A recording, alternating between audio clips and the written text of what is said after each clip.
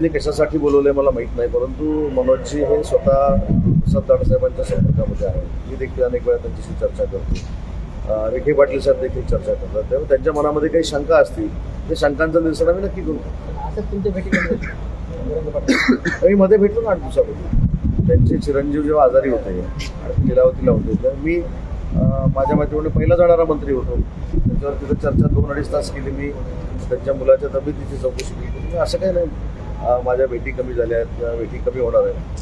शेवटी राजकीय संबंध, आंदोलनाचे संबंध आणि वैयक्तिक संबंध हे वेगवेगळे असतात.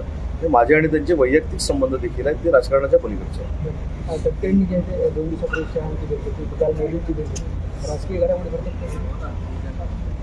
ते राष्ट्रवादी काँग्रेस पार्टीचे अजितदादा राष्ट्रवादी काँग्रेस पार्टीचे प्रदेशाध्यक्ष आहेत. त्यांची काही स्वतःची विकास कामं असतील, मतदारसंघातली कामं असतील किंवा राष्ट्रीय अध्यक्ष सुनेत्रा वहिनी अमित शहाबरोबर काही पक्षाच्या संदर्भात चर्चा करायला सांगितलेली असेल, माध्यमातून ते भेटले असतील, बोलले असतील.